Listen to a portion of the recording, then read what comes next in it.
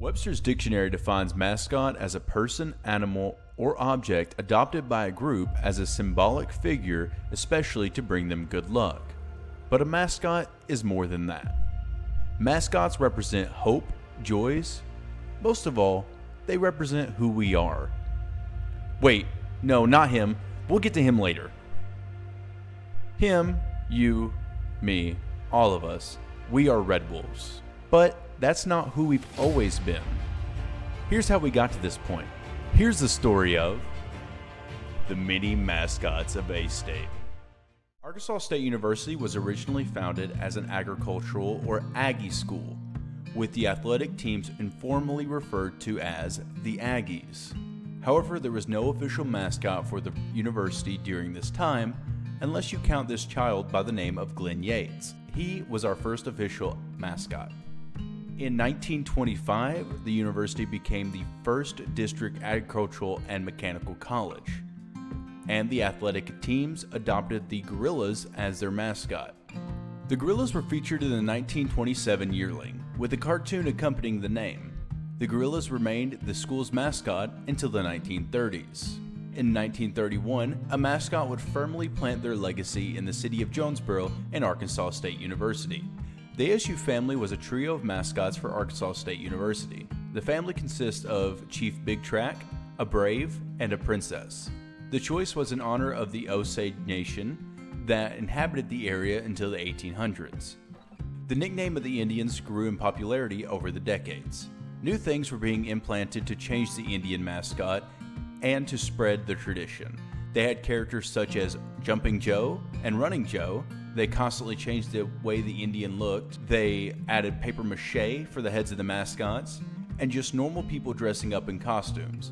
And they even added flaming arrows. We got to speak to two people that got the opportunity to be those fantastic characters.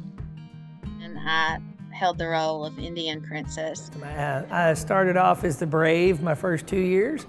The third year I was the Indian Chief. And then the last year I was the Brave and the Chief, which my joke is I was a Brave Chief. So actually I was at a ball game, and a basketball game, and I noticed that there was just the Indian Chief out there, and he wasn't even wearing his full suit. He just had his headdress on, and he came over and was talking to some of my friends and I, and we were asked, where's the Brave? And he's like, well, we don't have one. And I said, what, do you want one? And he said, well, sure, come on. So I went on there, and he had it sitting in a little trunk, and I put on the suit and went out there for the rest of the ball game. I was the Brave. The princess who was in place before me, I met her during Rush when I was a freshman at ASU. And she was one of my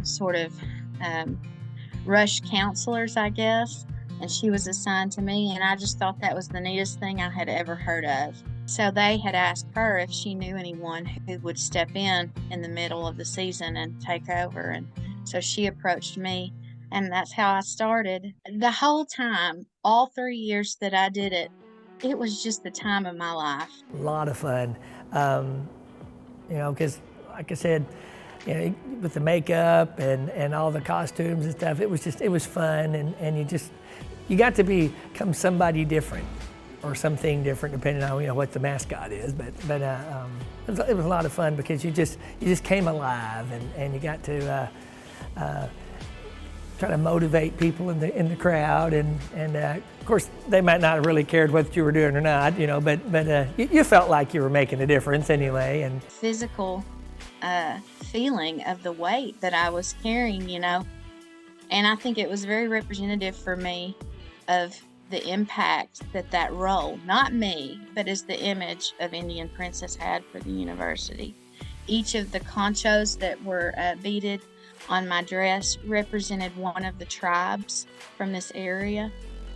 So I always took it as such a great honor that I was getting to wear those and represent the university in that way. I had a friend named John. He was a full-blooded Native American, and we were good friends, and he would help me sometimes with things. He helped me build my breastplate, make my breastplate. And other things, I would research in books. I would look up, colors and purposes for like war paint colors and things like that. So I did a little research, and then he would help me the rest of the time with things and kind of put them all into one package. Had a little girl that every game she'd always come bring me a flower, so that was always neat. So interacting with the children was the best part of getting to be a mascot. There were several groups who would come from other states, as part of this movement to have this change made.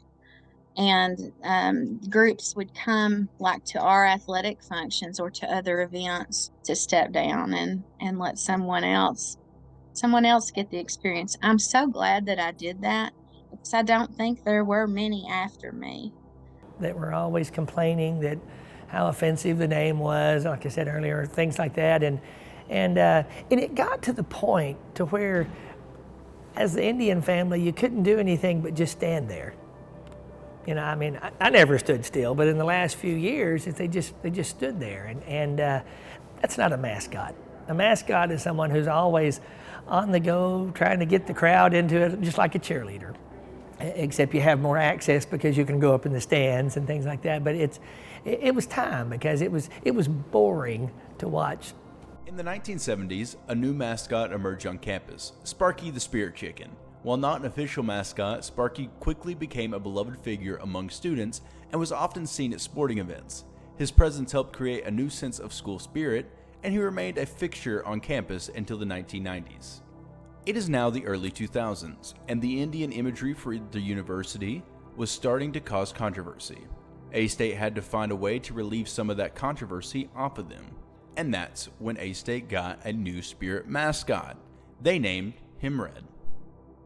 In 2003, Arkansas State University decided to make a new mascot, Red, created by ASU's Director of Athletic Marketing, Andrea Scott.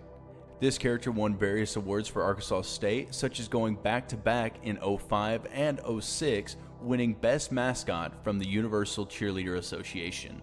When this character was released, the community of Jonesboro was confused. Many questions were raised about the character, one of them being if this thing was going to replace the Indian mascot. So we talked to the man under the helmet to get his side of the story. Ended up in that position is pretty interesting, because when I was a senior in high school looking for schools to enroll in, my original intent was to actually attend a different school that had a mascot, because at the time, my freshman year was in 2003, and so they did not have a costumed character at that time. They just had the Indian family, which of course was a family of students dressed in Native American attire, and they served as the actual official mascot. And so my plan was to go to a completely different school that had a mascot.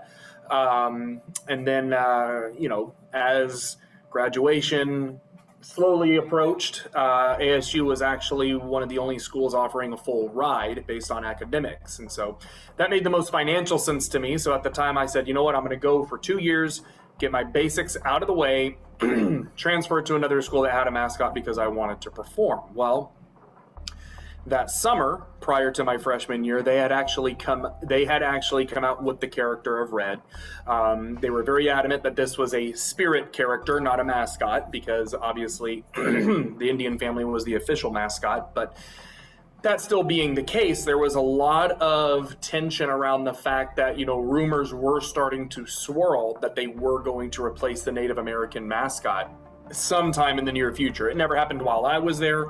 But, with that, because, once they come out with Red, a lot of people had the ill-conceived notion that, this is going to be our new mascot now, and it's not really much of anything. So my initial reaction was obviously one of excitement.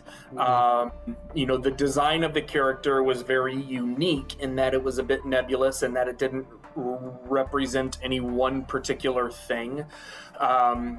I would say probably the biggest, I want to call it an eye-opener, but one thing that I just didn't anticipate is how it would be initially received. I came in all bright-eyed and bushy-tailed as a freshman, ready to do my first football game, first pep rally and all this stuff, and I had a friend tell me, he's like, there's actually a lot of people that don't like this idea. And I was like, what, really? Why? And they were said, well, I mean, as I had mentioned previously, there was already rumors circulating that, you know, the Indian mascot was going to be replaced. Now, we all know it eventually was, but not for, you know, at least another 5 or 6 years. But no one knew that at the time. At the time, they were just rumors. And so once Red came out as this kind of nebulous, goofy, fun-looking character, a lot of people weren't too thrilled about that idea. So I just kind of did what I knew I had to do. And the good news is it didn't really last too long. You know, that first football game, okay. That first Order of the Tribe, okay. But beyond that, there wasn't a whole lot of adversity that really followed Red everywhere he went. We had our fun. You know, he served his role in the time that he was given, which I think when it's really all said and done, I think it was only like 6 years total, maybe. And so, you know, to be able to still, I mean, here we are, you know, we're still talking about it almost 20 years later. Then things took a drastic change for Arkansas State University. On June 18th of 2007, Arkansas State's Mascot Review Committee unanimously approved a recommendation for Arkansas State to retire the Indian nickname and all Native American mascots and imagery. The time frame for finding a new mascot is yet to be determined. Chancellor Robert L. Potts promised a broad-based search to be guided by a mascot selection steering committee. The move for the name change comes in response to the NCAA's 2005 ban on ethically or racially derogatory mascots at championship events. The family served their last performance as mascots of the Arkansas State University during the last game of the 2008 men's basketball season, during a mascot retirement ceremony at halftime. Ladies and gentlemen, tonight we gather for a special time of celebration, recognition, and farewell. We bid a farewell to the mascot of the university's athletic teams, the Indian family, as they make their final appearance tonight at this home basketball game. But we also celebrate in Arkansas State University's 77-year tradition. In those 77 years, Indians has been the nickname of ASU athletic teams. Many students, faculty, staff, alumni, and volunteers have been involved in maintaining the highest standards of conduct and dignity for the athletic team symbol for nearly 8 decades. With this discontinuation of the Indian name, Arkansas State needs to come up with a new mascot. And on March 13, 2008, Chancellor Dr. Robert L. Potts unveiled the new mascot for Arkansas State. The community of Jonesboro and the university came up with the Red Wolves. With the Red Wolves as their new mascot, the name was chosen to honor the wildlife in the region and to represent the school spirit. Hal, the university's current mascot, was introduced in 2008. He quickly became a fan favorite. We got the opportunity to hear the story of the first 3 Hals and their experience of being the mascot Hal. So many schools went through a mascot transition throughout the country, and I think some of those worked out well, some not so much. I think A-State did extremely well with something that was beloved for 76 years with the Indians. I think introducing how that went, the logo, I don't think we could have done it any better. There's always like those that would hold on to like, hey, once an Indian, always an Indian. But I think there was the love and tradition of that. Like I grew up here, like I watched them be the Indians. I would go to the Convocation Center and watch the Indians play basketball and football and everything. So I always kind of had that connection of like, hey, yeah, like we are the Indians, yes. Like I get it. You live, breathe, die an Indian. That's what you were, just as I went to school when we were Red Wolves, and I'll forever be a Red Wolf.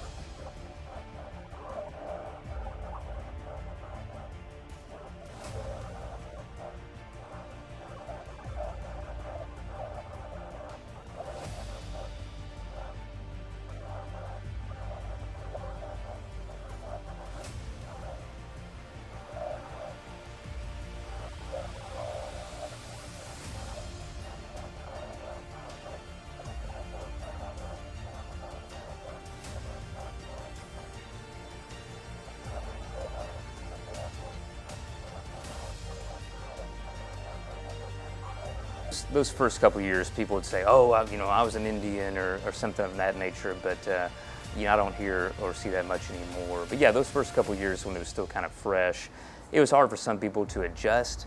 But now being on this side of things, I think it was a change for the better. And I think the students that were first portrayed in Hal had a tough job of having him to become, well-liked and received. And I think they did extremely well with that, as well as everything that happened with just the logo changes and the imagery all over campus. I think A-State set the bar with that.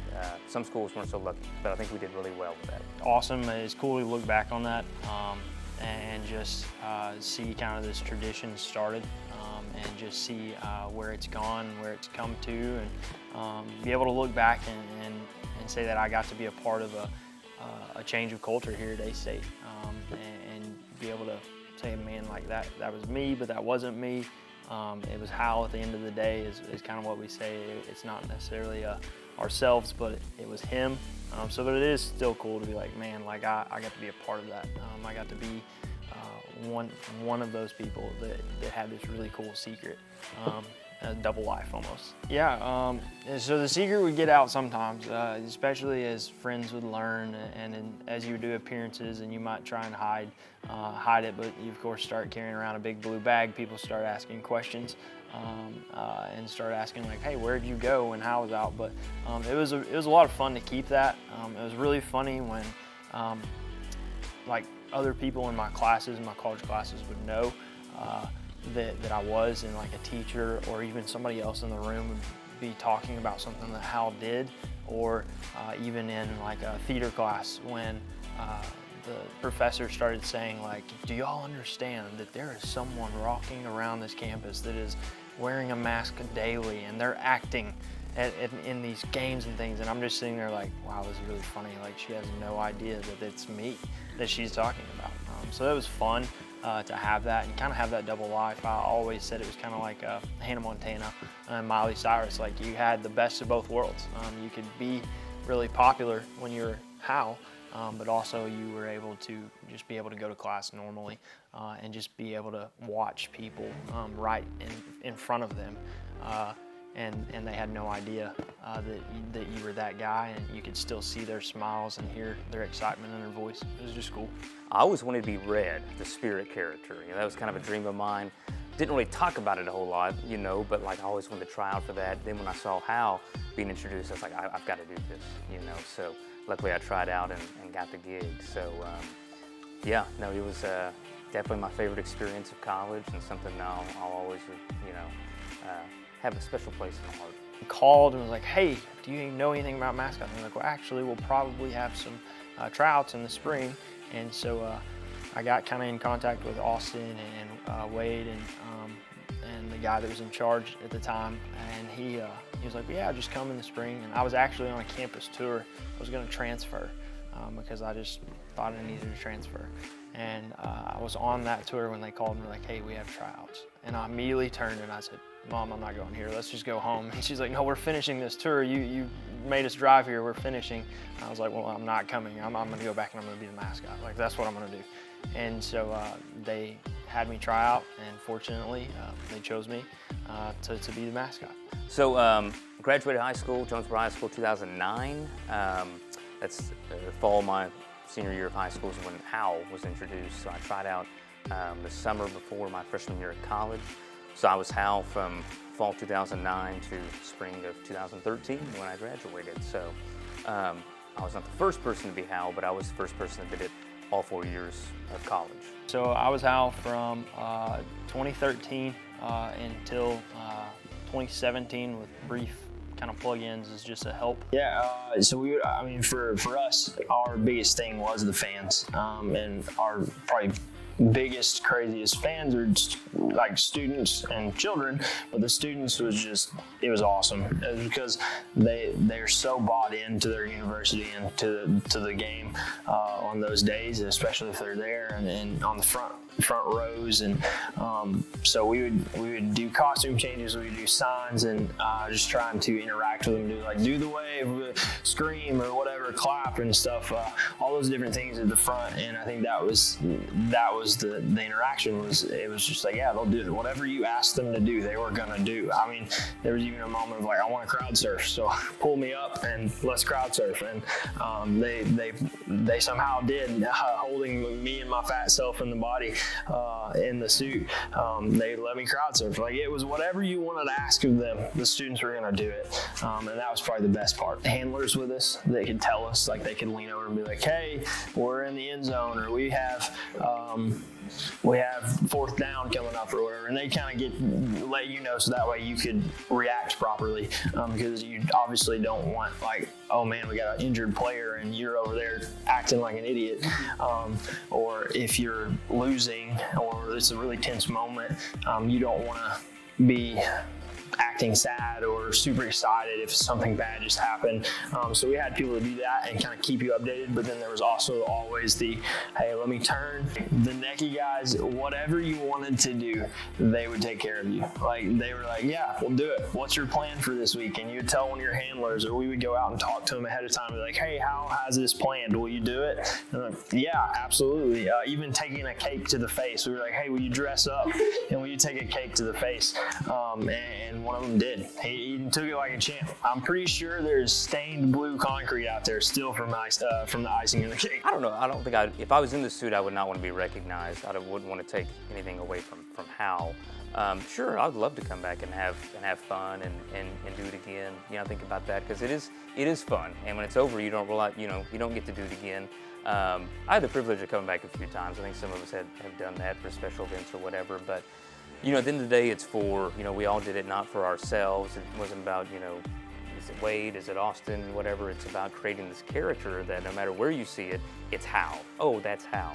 And even the other day, someone posted no video and they said, is this you or Wade? And I said, well, if you can't tell, then we did our job, because you're just seeing Hal, the character, And so, no, I don't think I'd want to be recognized in that way. And honestly, I'd rather have a student do it, because that's their fun, their time, and I wouldn't want to take away from that.